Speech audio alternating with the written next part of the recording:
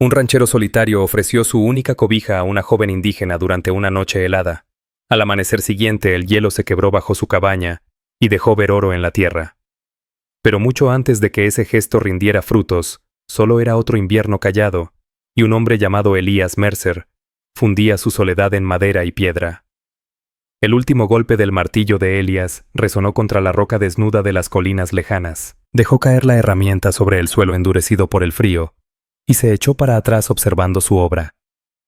4 paredes firmes, una chimenea estrecha que ya dejaba escapar humo al cielo gris, y un techo inclinado cubierto con tejas que había tallado él mismo. Después de 2 meses cortando troncos, acarreando materiales, dando forma a cada tabla, sin cruzar palabra con ningún ser humano, su refugio ya estaba en pie. No era bonito, pero resistiría. Se limpió la frente con el dorso de la muñeca. El aire ahora mordía más fuerte. La primera nevada se acercaba, de esas que arden en la piel y apagan los sonidos del bosque. Lo sentía en las coyunturas igual que antes sentía cuando una bala venía directo a él en la guerra. Si has vivido suficiente, sabes leer esas señales. Dentro el calor del fuego acariciaba las piedras de las paredes. Cada grieta había sido sellada con musgo y resina, no por estética, sino porque allá afuera un mal trabajo de carpintería no era feo, era mortal. Elías tenía 37 años, aunque la mayoría del tiempo sentía que arrastraba el doble. Sus manos llevaban marcas tanto de médico como de albañil. Años cosiendo heridas en tiendas de campaña del ejército y otros tantos levantando casas para otros. Pero después de Kansas City no había más que construir. Después de que la enfermedad se llevó a Ana, no quedó nada que valiera la pena rescatar.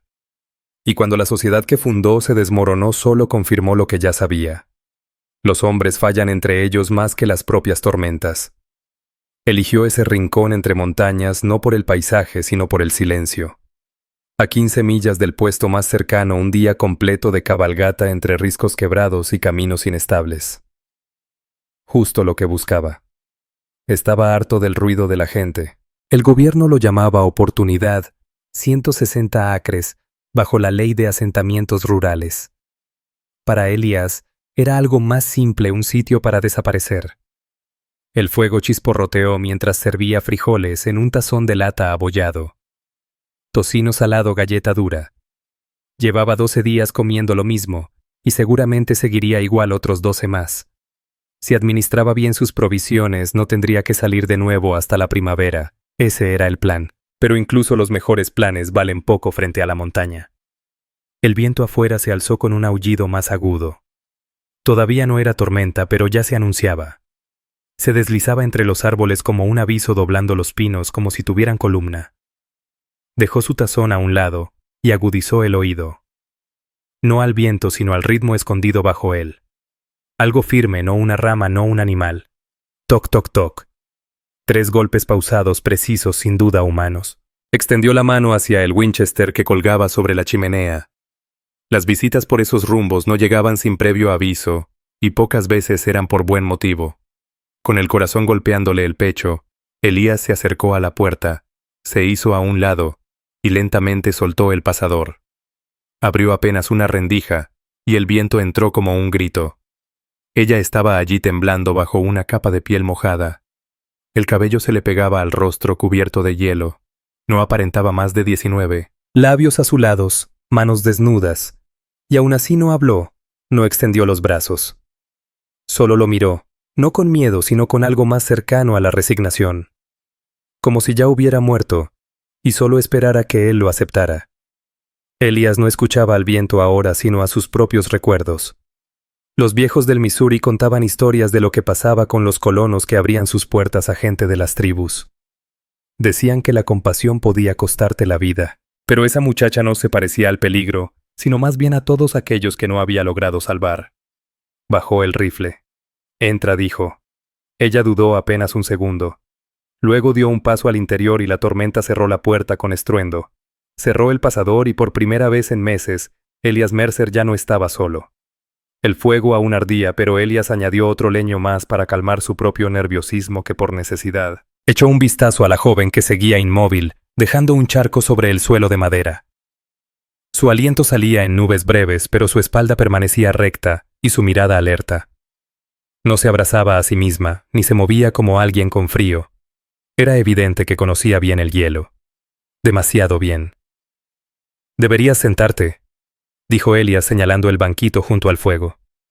No se movió. Él se giró hacia el baúl de cedro en la esquina. Sacó una cobija de lana azul oscura gruesa con un borde bordado ya desgastado. Ana, su difunta esposa, la había hecho a mano en un invierno lejano. Era de las pocas cosas que había cargado consigo de un estado a otro a través del dolor. Elías vaciló apenas un instante antes de acercarse con pasos lentos, los brazos extendidos. «Tómala», murmuró con suavidad. Sus ojos examinaron los suyos no con temor sino con precaución, como si evaluara su alma. Luego con ambas manos tomó la manta, la envolvió sobre sus hombros y se acercó al fuego. De sus mangas mojadas comenzó a salir vapor. Sus mejillas antes pálidas, ahora se coloreaban. Elias se ocupó en la estufa sirviendo lo último de los frijoles en un segundo tazón. Partió el tocino salado en dos, se aseguró que la galleta no estuviera demasiado dura. No dijo nada al ponerle el plato. No hacían falta palabras todavía. Ella comió despacio con intención. Cada bocado parecía pesado, agradecida pero contenida como si no estuviera del todo convencida de que aquello era realmente para ella. Al terminar colocó el tazón con suma delicadeza. Y entonces finalmente habló. «Gracias». Su español era comprensible con ese acento meticuloso que suele tener quien lo aprendió después no de nacimiento. Elías asintió. «¿Cómo te llamas?», preguntó. Ella no respondió de inmediato. Sus ojos siguieron el parpadeo del fuego en las piedras de la chimenea. «Nocoma», dijo por fin, significa camina sola. Él estuvo a punto de sonreír. «Le queda bien», murmuró. Ella alzó la mirada. «Vive aquí solo». Elías asintió. «Elías Mercer». «Vine por el silencio». Y lo encontró demasiado a veces. Una ráfaga de viento sacudió las contraventanas. La tormenta había cobrado fuerza. La nieve golpeaba los cristales de lado, y el viento aullaba como si arrastrara la voz de la propia montaña. «Tuviste suerte de llegar», dijo Elías. «No era mi destino», respondió. «Nocoma con sencillez. Pero aquí estoy». El silencio regresó entre los dos. No era incómodo, solo incompleto. Elías se puso de pie. «Deberías dormir. Tal vez amanezca sin tormenta». Señaló el catre al otro lado del cuarto. Ella lo miró de nuevo con esa misma mirada larga y cautelosa de antes. Luego caminó despacio hacia el catre aún envuelta en la lana azul. Elías preparó su propia manta cerca de la puerta. El rifle descansaba a su lado al alcance, pero no sentía peligro, al menos no de parte de ella. Al acostarse mirando las sombras que danzaban en los muros de tronco, recordó un pasaje que Ana solía recitar. Ella creía en los ángeles, en la misericordia que llegaba en forma de desconocidos. Él solía burlarse. Ya no lo hacía. «No os olvidéis de la hospitalidad, porque por ella algunos, sin saberlo, hospedaron ángeles». Hebreos 13:2. Esa noche Elías Mercer se durmió escuchando la respiración constante de una extraña al otro lado del cuarto. Y por primera vez en muchos años, la tormenta no era el único sonido que alcanzaba a oír. Elías removió las brasas con el atizador y colocó otro leño en la chimenea. Las llamas se alzaron dorando las paredes de madera. No habían vuelto a hablar desde que él le dijo su nombre. Nocoma tampoco había dicho nada más. El silencio entre ellos no era tenso. Estaba vivo, como si una tercera presencia los acompañara sentada también en la sala esperando. Ella seguía junto al hogar sentada con las piernas cruzadas envuelta aún en la manta de Ana. Ya no salía vapor de su ropa, aunque unos mechones seguían húmedos pegados a su mejilla. Sus ojos grandes y oscuros no dejaban de moverse. Miraban del horno de hierro al hacha junto a la puerta, luego al cerrojo que Elías había asegurado. Medía el espacio, las salidas. A él. Elías lo entendía. Había sido médico en la guerra. Había visto demasiada gente con esa misma mirada. Gente que aprendió demasiado pronto a no confiar en el calor cuando llegaba. Se movió con lentitud, sin brusquedad, mientras servía otra porción de frijoles en el cuenco de lata. Esta vez añadió un trozo extra de tocino salado. No dijo nada. Solo se escuchaba el leve sonido del metal y el crujido de la leña. Cuando colocó el tazón frente a ella, ella lo miró. Por un instante sus ojos parecieron más suaves, pero enseguida volvió la cautela y asintió una vez antes de aceptar el alimento. Comía en silencio sin apuro. Sus dedos eran ágiles pero cuidadosos. Elías regresó a su silla y dejó que el fuego hablara por él. Le dolían los huesos por tantos días de trabajo y carga. Sus hombros caían hacia adelante. Era la postura de un hombre cuyo peso ya no era físico.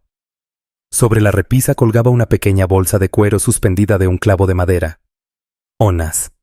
Dentro había dos cosas: una carta escrita por ella antes de que la fiebre la venciera, y una cruz de madera sencilla que solía apretar en las noches. No había abierto esa bolsa en más de un año. No lo hizo ahora tampoco. Pero la miró largo rato. ¿Todo esto lo construyó usted?, preguntó Nokoma de repente. Su voz era suave, casi como si no estuviera segura de poder usarla. Elías asintió. Desde el tronco hasta la teja, respondió. Ella alzó la vista hacia las vigas. Manos fuertes, dijo. Elías logró una pequeña sonrisa. Solían serlo más. Hoy en día duelen más de lo que trabajan. Ella no respondió. En lugar de eso miró el fuego como si en las llamas hubiera respuestas que alguna vez supo, pero ahora ya no recordaba. Pasó un largo momento antes de que volviera a hablar. ¿Y vive aquí siempre? Mi primer invierno, contestó Elías. Vine buscando paz. Pensé que sería más sencillo que lo que dejé atrás. Sus ojos se movieron hacia la cicatriz en la sien derecha medio oculta por el cabello. Guerra. Él asintió. Y lo que vino después. Ella no insistió. Y él tampoco. En un lugar como ese, no hacía falta preguntar las historias. Ya estaban bordadas en cada silencio. Nokoma terminó su comida y colocó el tazón con cuidado en el suelo junto a ella. Luego se recogió las piernas y apretó más la manta contra su cuerpo. Sus hombros bajaron apenas un poco, una señal sutil de que el frío por fin comenzaba a ceder dentro de ella. Elías se levantó. Voy a prepararte un sitio donde dormir. El catre es tuyo. Ella dudó un segundo, luego asintió. Mientras él desenrollaba un colchón en la esquina más alejada y colocaba otra manta, la sintió observándolo. Pero ya no lo hacía con miedo, sino con algo más silencioso. Casi como gratitud. Más tarde, mientras Elías yacía cerca de la puerta con el rifle a su lado, pero sin tocar, fijó la vista en las vigas del techo y escuchó. No escuchaba ya al viento. Escuchaba el compás de otra respiración. Un sonido que llevaba años sin sentir. Aquella noche el viento no era solo viento. Se arrastraba entre los árboles como un suspiro viejo y herido. Y al chocar contra las paredes de la cabaña parecía que la propia madera se lamentaba. Elías había revisado las vigas más de una vez antes de acostarse, atento a cualquier crujido que delatara una falla. Pero la estructura resistía. Firme. Sólida. Aún así el sueño tardaba en llegar. Se acostó cerca de la puerta envuelto en un abrigo de lana que le sobraba, con las botas puestas aún. Nokoma dormía al otro lado sobre la litera. La cobija le llegaba hasta el mentón. Respiraba con suavidad constante. A la luz del fuego su rostro parecía más joven, casi el de una niña, salvo por la firmeza en su quijada, y por esas marcas tenues en las comisuras de los ojos. Había visto cosas, y las había superado. Afuera el temporal azotaba el valle sin tregua. La nieve se amontonaba contra los postigos. El viento rugía como si lo hubieran dejado fuera a propósito. Elías volvió el rostro al techo. Su mirada se posó en la viga sobre el fogón. Allí había grabado un mensaje con su navaja cuando construyó la cabaña. Mercy dwells here, decía. En su momento, no le dio demasiada importancia. Era una frase de Ana. Solía decirla cuando recogían heridos en plena guerra. Uniforme azul o gris no importaba. Si sangraban, se quedaban. Mercy dwells here. Entonces él le creía. Y ella aún creía en eso también. Pero Kansas City había vuelto la misericordia en una ingenuidad peligrosa. Elías había construido hogares para los sueños de otros, y esos mismos hombres los vendieron al mejor postor dejándolo a él como trasto viejo. Cuando Ana murió escupiendo sangre, la misericordia también murió. Solo quedaron papeles, silencios y frío. Aún así, esa noche abrió su puerta a una desconocida sin nombre. Le ofreció calor comida a la manta de su esposa. Una vez más, misericordia. Se incorporó con lentitud, los huesos quejándose. El fuego pedía más leña. Al echar otro tronco vio que Nakoma se movía. Abrió los ojos primero sin enfocar, luego fijos en él. «¿Todavía está fea la tormenta?», preguntó voz ronca. Él asintió. «Peor que cualquier otra en años». Ella se sentó apretando la cobija contra su cuerpo. «Nadie debería andar afuera con esto». «Salvo tú», dijo él, y de inmediato lamentó el tono cortante. Ella ni se inmutó. Iba rumbo al norte, no esperaba esto. «¿Estás sola?» Una pausa. «Sí». La palabra pesaba más de lo que aparentaba. Elías no preguntó por qué. No quiso saber qué la esperaba en el norte ni de qué huía. Ya sabía demasiado. Hay historias que es mejor dejar enterradas porque desenterrarlas duele más que vivir con ellas. «¿Puedo ir por más agua?», ofreció ella poniéndose de pie. Él le hizo una seña para que se sentara. «Tienes que descansar». «No soy débil», respondió. «No dije que lo fueras». Sus ojos se cruzaron entre las sombras del fuego. Pasó un instante. Silencio. Pero con sentido. Entonces ella volvió a acostarse sin apuro, con cuidado. Elías la miró un poco más antes de acomodarse de nuevo en el suelo. La nieve silbaba contra las ventanas, el viento arañaba los aleros. Pero adentro la cabaña se mantenía firme. Y en lo más profundo del pecho de Elías Mercer, bajo las capas de recuerdos y años, algo más resistía también. La tormenta se dio con la primera claridad gris del amanecer.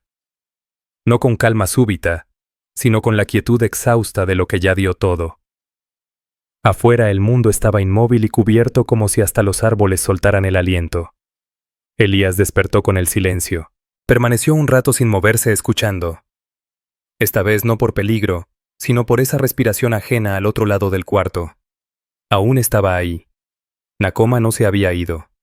Cuando avivó el fuego y el café burbujeaba sobre el fogón, ella ya estaba sentada en la litera. Miraba por la ventana como si leyera el clima con instinto más que con ojos. «¿Está claro?», preguntó.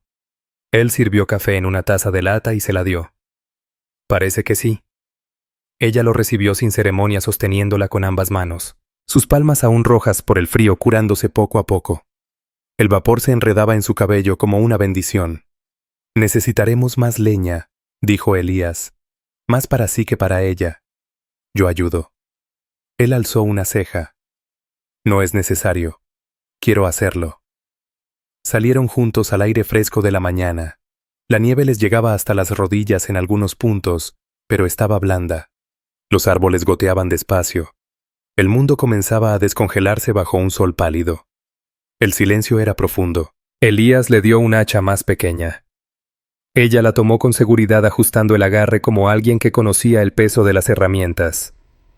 Trabajaron en sintonía, sin hablar, sin necesitarlo. Ella lo seguía cargando los troncos cortos hasta el tope, sosteniéndolos firmes mientras él los partía. Una vez la hoja resbaló contra un nudo y saltó chispas, pero ella ni parpadeó, solo esperó. Mientras trabajaban, Elías notó cómo se movía ella, con paso firme y alerta, como si el bosque le hablara en un idioma que él aún no entendía. Cuando la pila de leña ya les llegaba al pecho, Elías se detuvo para recuperar el aliento. Nakoma, que estaba a su lado, señaló hacia el borde del claro donde la nieve era más delgada sobre una línea de piedras oscuras. «Río Antiguo», dijo ella con una voz suave, como si hablara desde un recuerdo, pasaba profundo por aquí. Él siguió con la mirada el gesto de su dedo. El terreno ahí tenía un aspecto distinto, con una erosión que no encajaba con el resto de la colina. «Hace mucho», añadió ella, «buena tierra». Elías asintió pensando en cultivo. Ella no respondió de inmediato. Todo nace donde corrió el agua, la vida y otras cosas. Había algo en su forma de decirlo. No era advertencia ni promesa, sino certeza. Él guardó esa frase en su mente. Tal vez era solo un comentario casual, o quizás no. Allá en la sierra las cosas tomaban su tiempo para revelarse. Entraron con la última carga justo cuando el cielo empezaba a volverse gris de nuevo. Dentro de la cabaña el fuego los recibió como un viejo amigo. Elías le alcanzó otra taza de café. Nakoma se sentó cerca de la chimenea sin decir palabra. Su mirada seguía fija en la ventana, en ese trozo de tierra donde la nieve cubría algo que parecía olvidado. Él no insistió. Había aprendido hacía tiempo que la gente habla cuando está lista, no antes. Aún así, esa frase le rondaba en la cabeza buena tierra. Sonaba a más que siembras. Ya en la segunda mañana el cielo retomó su tono de acero habitual, de esos que nunca prometen sol. Elías despertó con el hombro frío sobre la piedra y el olor a humo impregnado en la manta de lana. El fuego se había apagado durante la noche, pero la cabaña aún conservaba un leve calor como si algo invisible persistiera. Se incorporó con lentitud frotándose la nuca y miró hacia el catre. Vacío. La manta doblada con cuidado al pie de la cama. Cada esquina alineada como si hubiera sido medida. La almohada mullida y alisada. El cuenco que ella había usado la noche anterior limpio y seco sobre la mesa. No se oía el crujir de botas en la nieve. Tampoco entraba aire por la puerta. Ella se había ido. Elías cruzó la estancia, abrió el pasador y salió descalzo sintiendo cómo la nieve le tragaba los pies. Barrió el claro con la vista. La nieve estaba fresca en algunos sitios amontonada junto al granero, sin huellas de aves ni señales del viento. Pero hacia el norte una línea de pisadas contaba otra historia. Pequeñas firmes constantes. Las de ella. Las siguió con los ojos hasta que se perdieron en la línea de árboles. No dejó nota. No dijo adiós. Solo su silencio otra vez. Y sin embargo, esa ausencia le dolía más que si se hubiera quedado. Dentro volvió a encender el fuego desde las brasas. Sus manos se movían por costumbre. A pilar chispa aliento. Pero su cabeza no encontraba reposo. Había planeado irse desde el principio. Fue todo parte de algo que él no entendió. No vio ninguna mochila, ningún bulto. Pero ella ya había sobrevivido antes. Y lo haría otra vez. Preparó café y comió solo. El silencio ahora pesaba distinto. No era la calma que vino a buscar. Era más hueco. La cabaña tenía calor sí, pero no compañía. Miró la manta doblada. Aún conservaba un leve rastro de su olor. Humo de leña, cuero frío. No la movió. La dejó justo donde ella la había colocado como si alterar su lugar rompiera algo que no se había dicho, pero que ambos habían entendido. Sin lágrimas. Sin discursos. Solo volvió al sitio del que había venido. O quizás siguió adelante hacia lo que fuera que la esperaba más allá de los pinos. Pero su partida de alguna manera lo acompañaba. Esa tarde Elías tomó su hacha y caminó hasta el límite más lejano del terreno. Necesitaba el ritmo del trabajo para calmar la mente. Partió troncos hasta que los hombros le dolieron apilándolos en hileras rectas. El mismo sitio donde Nakoma había señalado 2 días antes, volvió a atraer su atención.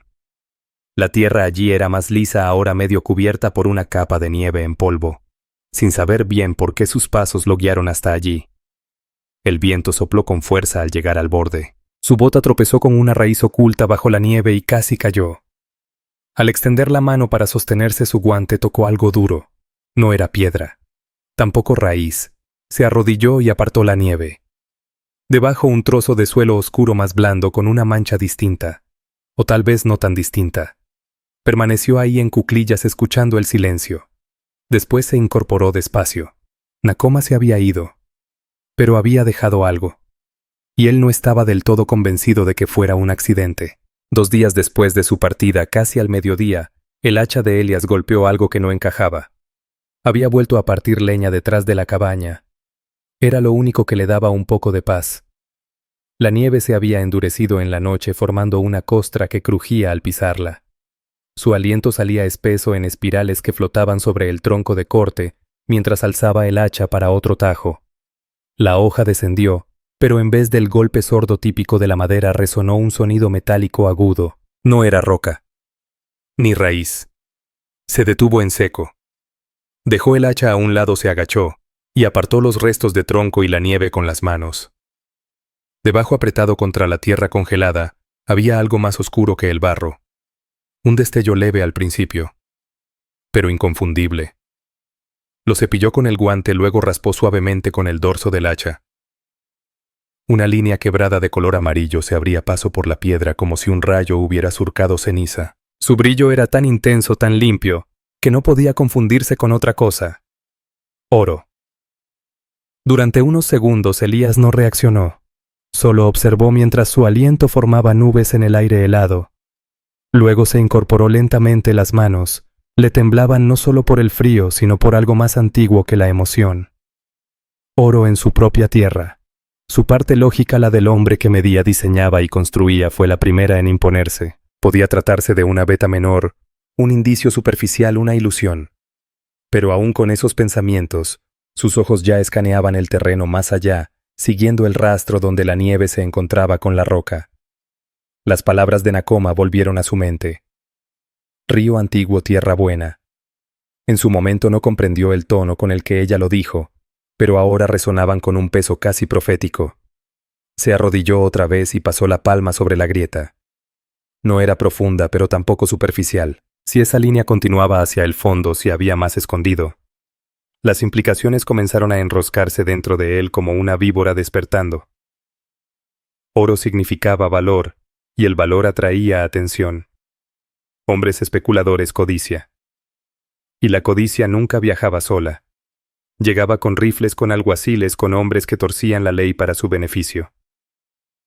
Elías cerró los ojos un instante. Él no había venido aquí por esto.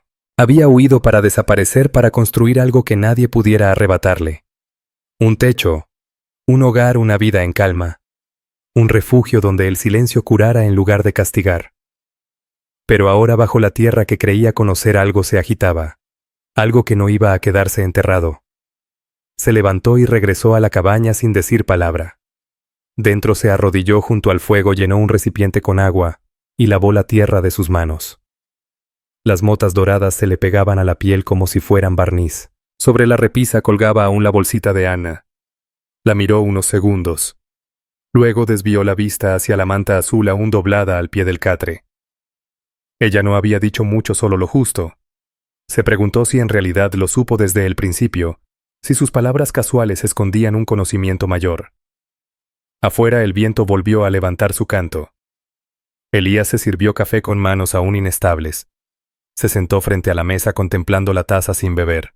Algo en el mundo había cambiado, silenciosamente, de forma irreversible. Murmuró un versículo no en voz alta, sino en recuerdo.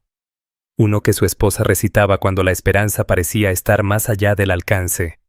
Los que sembraron con lágrimas con regocijo segarán. Salmo 126:5. Volvió a mirar sus manos. Callosas ajadas fuertes. Habían sembrado dolor durante años. Y ahora algo nuevo comenzaba a crecer. Elías estaba de pie al borde del claro mirando la veta oscura que recorría el suelo helado como una vieja herida. El oro seguía ahí visible en vetas tan delgadas como un dedo. Esa misma mañana había desenterrado más con cuidado, sin herramientas pesadas, como quien teme despertar algo más grande que uno mismo. Llevaba un mapa en su cuaderno donde la veta seguía un trayecto diagonal hacia el noreste, curiosamente cerca del cauce seco que Nakoma le había señalado. Cuanto más cavaba, más sentido cobraban sus palabras enigmáticas: río antiguo, tierra buena. Nunca creyó en señales, pero ahora empezaba a dudar. Aquella veta no estaba ahí por azar. Había esperado intacta bajo sus pies durante quién sabe cuántos años. Y solo se mostró después de que compartiera fuego, comida y la manta de su esposa con una desconocida. Eso hacía que el hallazgo no se sintiera como suerte, sino como consecuencia. De vuelta en la cabaña, Elías extendió sus hallazgos sobre la mesa. Bocetos, piedras con manchas de tierra, polvo dorado y un frasco forrado en tela. No era solo un bolsón. La veta corría honda, constante, generosa. Suficiente para atraer a hombres de pueblos que ni siquiera conocía. Suficiente para romper la paz que tanto le había costado encontrar. Miró el frasco un momento, luego lo apartó como si alejarlo pudiera quitarle su poder. Y ahora, podía guardar el secreto, excavar solo lo justo. Pero eso no duraría. La tierra no guarda secretos para siempre. Alguien más podría tropezar con él, o peor, intuirlo y venir con malas intenciones. También podía vender, marcharse, dejar que otro cargara con la riqueza y la carga. Pero entonces, ¿qué sería de él? ¿Un hombre que construyó su soledad solo para abandonarla cuando se volvió incómoda? ¿O podría quedarse y edificar algo con ello? No por el oro, sino por la oportunidad que representaba. No para sí mismo, sino para los demás.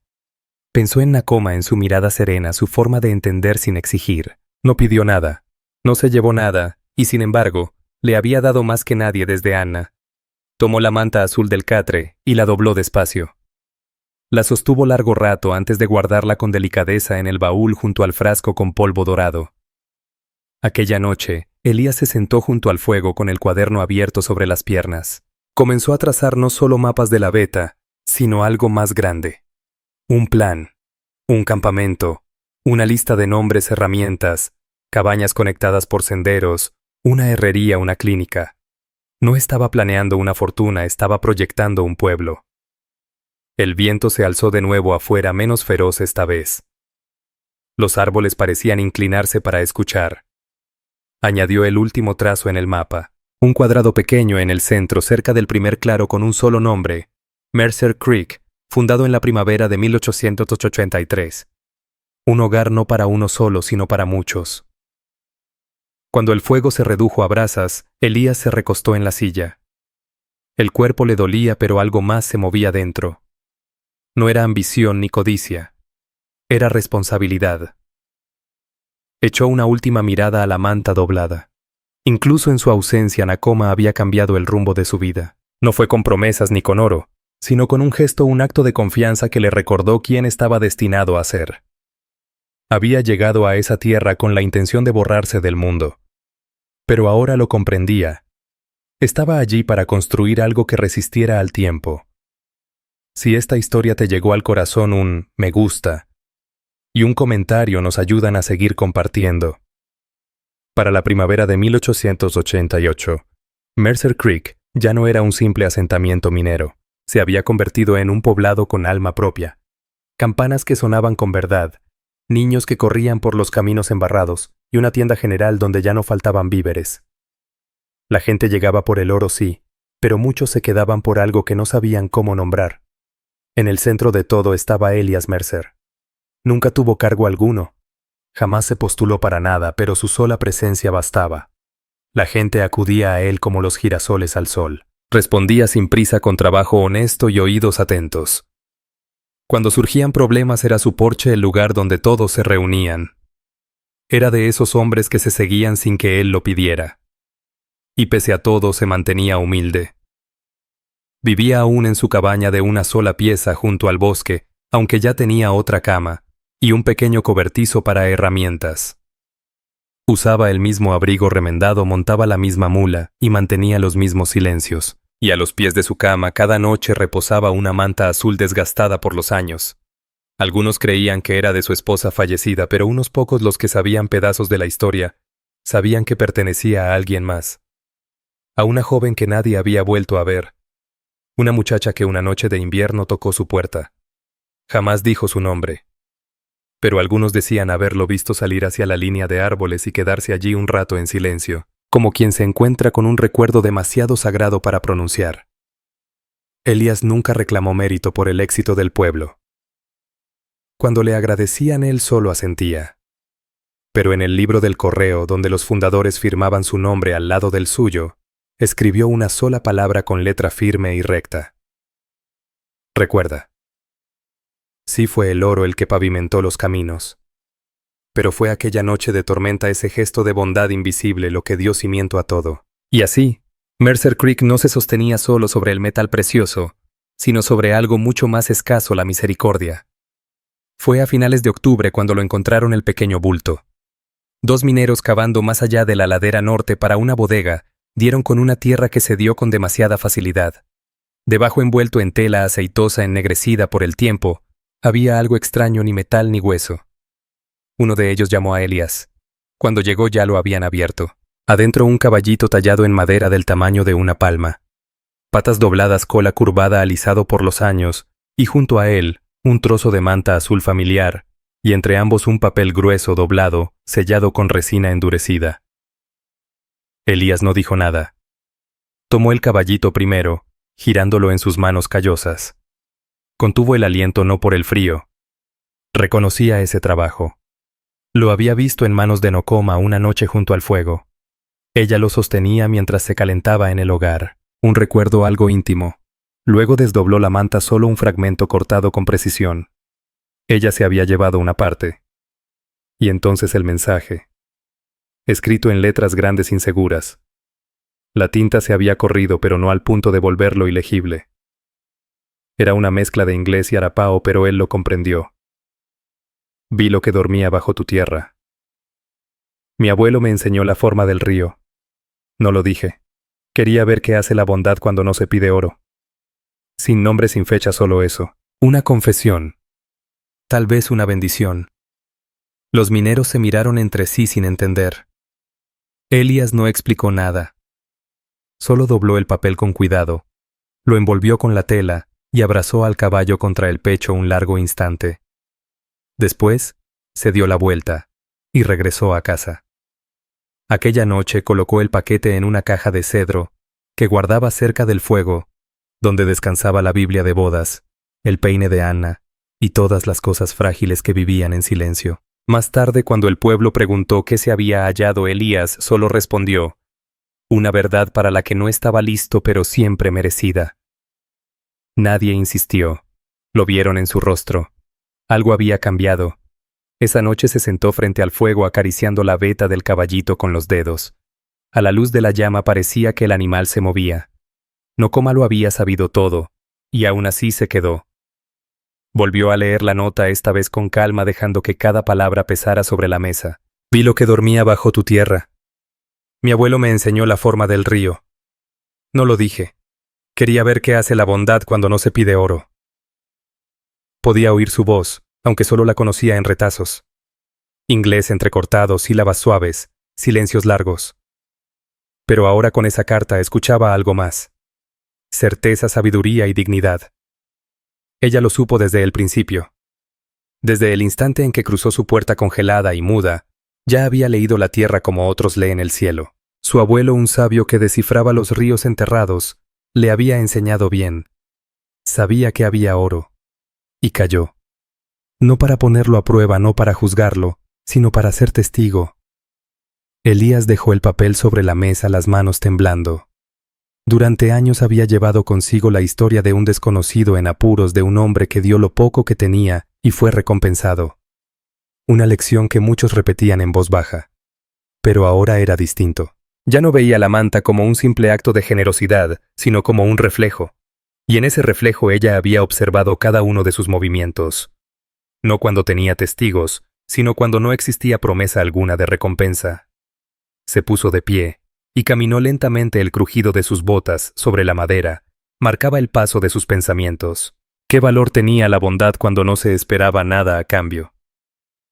¿Qué revelaba el corazón de un hombre cuando el oro dormía silencioso bajo su suelo? ¿Y qué significaba que ella hubiera contemplado su dolor, su historia, su silencio y elegido no intervenir sino simplemente presenciar? Elías se arrodilló junto al hogar donde las brasas aún susurraban. Murmuró un verso al fuego, uno que había vuelto a él muchas veces, pero que ahora pesaba más. El que es fiel en lo muy poco también, en lo más es fiel. Lucas 16:10. Por primera vez comprendió la profundidad de esas palabras. No había superado una prueba. Había vivido una verdad. Y alguien como Nocoma había honrado esa verdad incluso sin pronunciar palabra. Esa noche Elías tomó una hoja nueva y escribió una única frase. Para quien miró en silencio y lo entregó todo. La dobló con cuidado, la colocó junto al pequeño paquete en la caja de cedro y permaneció en silencio durante mucho tiempo. Algo dentro de él había cerrado el círculo. No porque hubiera ganado algo, sino porque fue visto. Y aún así, fue elegido. A la mañana siguiente, Elías salió de su cabaña antes de que el sol despejara los pinos. El aire tenía esa quietud que solo se siente al borde del invierno, donde la escarcha brilla sobre cada rama, y el cielo, aunque pálido, promete claridad. No llevaba herramientas, solo la pequeña caja de cedro entre sus manos. Al mediodía ya estaba en el corazón del pueblo, donde dos caminos se cruzaban junto a la nueva escuelita. Desde dentro se oían las voces de los niños, repitiendo letras, leyendo versículos, la vida en su forma más frágil. Elías entró en la alcaldía, una construcción sencilla, que él mismo había ayudado a levantar. Adentro, bajo vidrio, reposaba el libro de actas con cada decisión, donación y nombre registrado. Levantó la tapa y comenzó a escribir. No fue un testamento ni un diario, sino una declaración fundacional. La llamó Fundación Mercer y su objetivo era claro: destinar una cuarta parte de todas las ganancias mineras a mejorar la vida de familias indígenas desplazadas, especialmente del pueblo Arapao. Describió la creación de una clínica que incluyera medicina tradicional, una escuela bilingüe y becas para aprender oficios como carpintería, herrería y lectura. No se nombró como fundador, escribió solo Nakoma, sin apellidos, sin títulos, pero junto a su nombre, una frase en su propia letra: para la que conocía el río y eligió la misericordia. Días después, cuando los ancianos y comerciantes leyeron el documento, reinó el silencio. Después llegaron las preguntas. Luego algunas objeciones. Elías escuchó todo y habló solo una vez.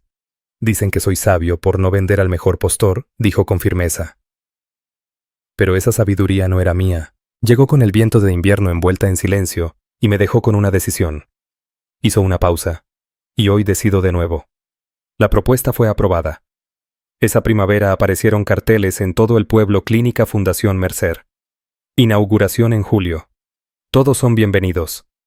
Se despejó un sendero desde el borde del bosque hasta el pueblo, se le llamó Camino de Nakoma. Pasaba justo por la vieja cabaña que Elías transformó en refugio para viajeros sin hogar. Cada tarde Elías se sentaba afuera con su café observando cómo las lámparas se encendían una a una en Mercer Creek. No lo hacía por orgullo, sino por gratitud. Pensaba seguido en ella, en cómo salió de la tormenta y entró a su vida como un versículo esperando ser leído, en la fuerza que requería callar, en la valentía de marcharse sin pedir nada.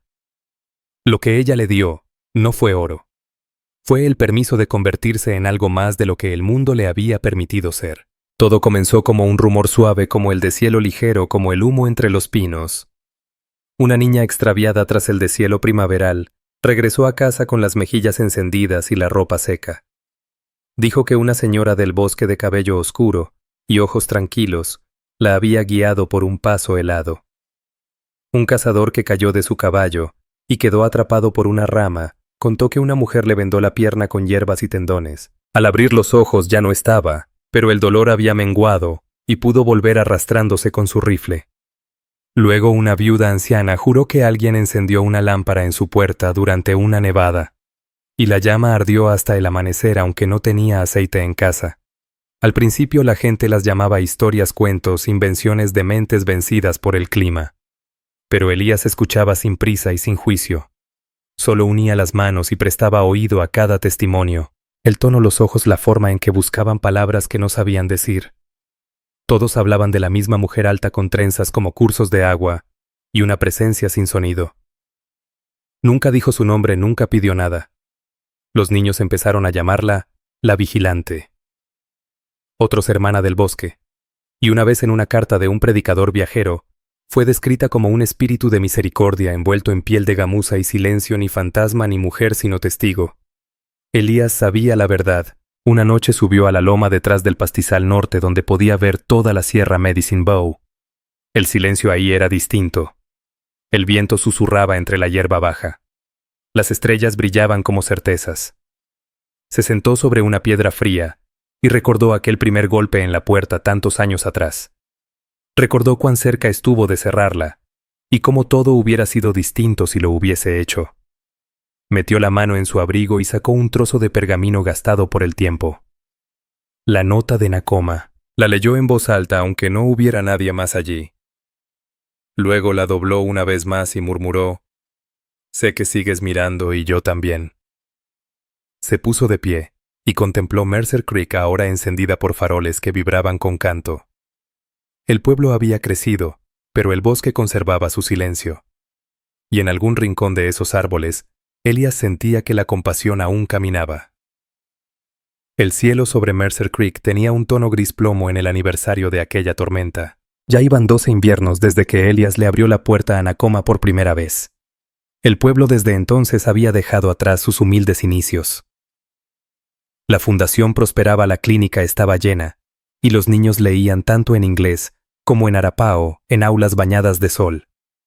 Pero ese día, Elías caminaba solo hacia la vieja cabaña, que ya no era refugio sino altar. Hacía tiempo que no ponía un pie ahí. Las maderas crujían bajo sus botas suavizadas por la nieve y el recuerdo. Dentro todo estaba tal como lo había dejado. La piedra del hogar ennegrecida pero impecable. La mecedora seguía su vaivén callado. La mesa donde ella había sorbido caldo en silencio permanecía intacta. La manta ya no estaba. Lo notó al instante no porque faltara, sino porque había regresado.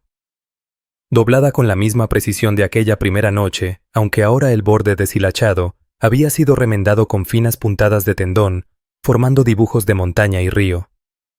Elías no dijo nada. Giró, y allí estaba ella. Nakoma parada en el umbral sin capucha con canas entre las trenzas, pero la misma mirada serena. Llevaba un abrigo del color de la corteza de pino, y al cuello una cuenta azul ovalada como piedra de río pulida por los años. Ninguno se movió. Luego, en silencio, ella dio un paso y entró. Se sentaron. Durante un buen rato, no se cruzó palabra. La lumbre se encendía solo en la mente de Elías, no en el hogar, sino en el recuerdo. Veía el viento bramando allá afuera, su figura temblando, la manta en sus manos. El llamado. Finalmente preguntó. ¿Por qué ahora? Ella lo miró luego a la tela doblada y respondió con sencillez. Porque ahora ves. Elías asintió. No sabía que era una decisión. Sí lo sabías, replicó ella. Solo que no le habías puesto nombre. Compartieron pan y té caliente en los mismos pocillos de lata. Nakoma hablaba poco, pero cuando lo hacía su voz arrastraba el peso de los ríos. Le contó de los lugares que había visitado, de las personas a quienes ayudó, de injusticias corregidas en silencio. Al levantarse para irse, Elías quiso entregarle la manta, pero ella lo detuvo. No dijo con suavidad. Ahora es tuya. Él la tomó no como regalo, sino como pacto. Cuando ella se acercó al umbral, el viento volvió a soplar levantando copos como plumas en el aire. Se volvió una vez más. Elías susurró, el que es fiel en lo poco, también en lo mucho es fiel. Lucas 16:10. Ella sonrió y se fue. No desapareció, simplemente se adentró otra vez en la tierra, como si una historia cerrara su última página. Si te gustó este video, comenta con el número 1. Si no fue de tu agrado, comenta con el número 2. Las estrellas parecían más nítidas que de costumbre, no solo brillaban más, sino que parecían más cercanas, como si el cielo se hubiera inclinado a escuchar. Elías y Nakoma se encontraban en el escalón frontal de la cabaña, el mismo tablón gastado que por años había sostenido botas, nieve y recuerdos. El viento era leve. El arroyo abajo murmuraba como un canto de iglesia. Entre ellos estaba la vieja manta, ahora reparada, fuerte, extendida sobre sus rodillas. El fuego crepitaba detrás, pero era el calor del silencio compartido lo que de verdad abrigaba la noche. Los ojos de Nakoma seguían el contorno del pueblo bajo Mercer Creek, iluminado en faroles de ámbar, y el titilar de las estrellas. Las chimeneas exhalaban humo con ritmo constante. Las risas infantiles aún flotaban desde la hora de la cena. Desde esa altura todo parecía diminuto y lleno de gracia. ¿Tú viste todo esto?, preguntó Elías en voz baja, sin acusar, solo curioso. Te vi a ti, respondió ella. Su voz era tenue, casi suspiro. El oro trae muchas cosas, pero no siempre buenas. Mi abuelo decía, lo que duerme bajo tierra solo despierta lo que ya vive dentro del hombre. Necesitaba saber si lo que vivía dentro de ti resistiría. Elías no respondió de inmediato.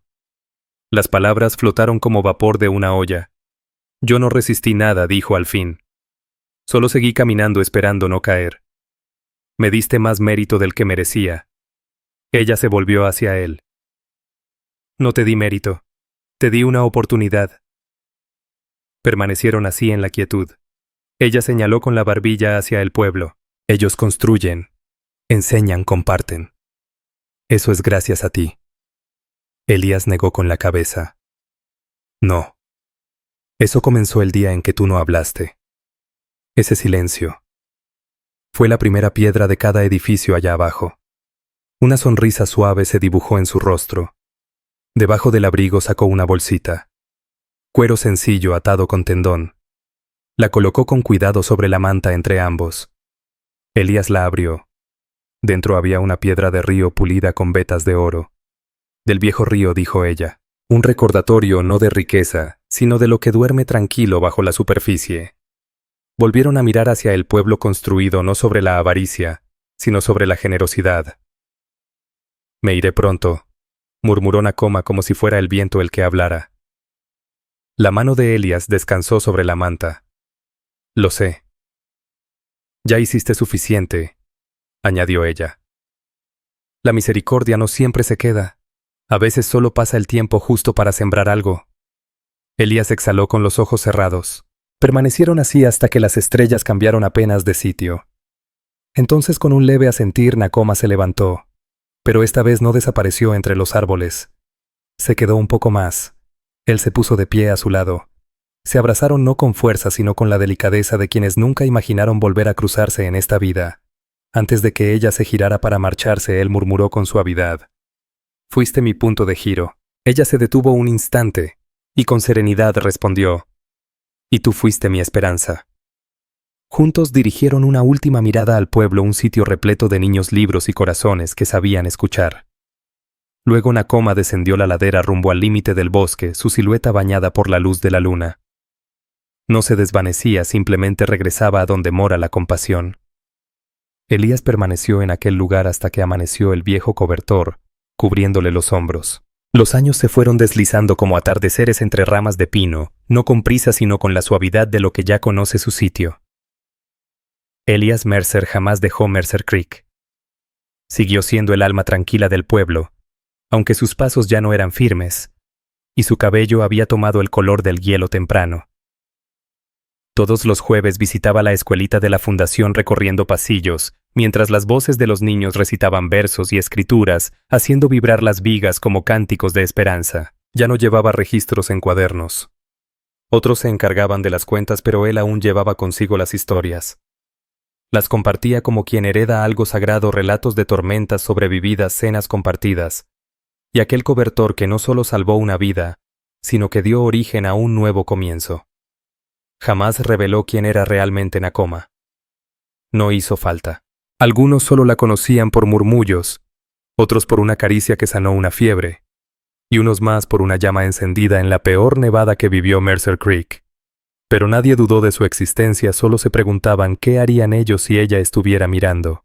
La Fundación Mercer prosperó. 2 décadas después de su origen ya financiaba 3 escuelas en los territorios del norte, empleaba a decenas de curanderos y herbolarios Arapaho, y había logrado establecer acuerdos para proteger tierras sagradas. Detrás de la clínica, un huerto comunitario mostraba un letrero tallado con el nombre de Nakoma y una palabra Arapaho que significaba escucha. La casa de Elias, que ahora estaba más cerca del centro del pueblo, seguía siendo humilde. Cada mañana el cobertor amanecía bien doblado al pie de su cama. Rara vez lo usaba no por respeto, sino porque su peso guardaba memoria más que abrigo. En su última primavera, sabiendo que el final se acercaba, volvió solo una vez más a la cabaña. El sendero parecía más largo, o quizás era él quien ya no caminaba igual. Aún así no se apresuró. Hacía pausas constantes no para oír sonidos, sino para sentir presencias. Al llegar apoyó con cuidado el cobertor sobre la mesa. Luego tomó un pequeño sello de bronce, símbolo de la Fundación Mercer, con el grabado de un árbol enraizado junto a un río.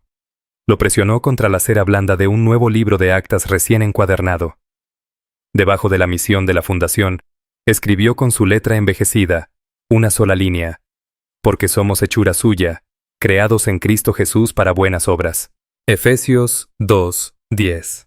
Cerró el libro con una sonrisa, no por lo que se había edificado, aunque era mucho, ni por el oro que un día durmió bajo sus pies, sino por aquel silencio que le exigió elegir, y por la mano que una vez tocó su puerta no pidiendo sino ofreciendo sentido. Mucho después de su muerte, la cabaña se convirtió en un sitio de recogimiento silencioso. No llegaban por riqueza sino por la calma. Dentro, encontraban el cobertor limpio, ordenado, reposando sobre una banca de madera, junto al sello de la Fundación. Sobre él colgaba una talla grabada en roble con una sola frase: la bondad, cuando nadie la ve, construye lo que el oro jamás podrá. Y por la ventana entreabierta el viento aún susurraba. Algunos decían haberla visto una figura alta al borde del bosque, la trenza siguiéndole como rastro de cometa. Pero si era espíritu o mujer nadie lo sabía con certeza. Solo que la misericordia había pasado una vez por allí y dejó luz tras sus huellas. Continúa el viaje con nuestras auténticas historias del viejo oeste, donde cada relato aviva brasas del pasado. Cada personaje resuena con el silencio del tiempo. Síguenos para descubrir relatos que van más allá de la historia, tocando el alma con nostalgia, dignidad y el espíritu eterno del oeste.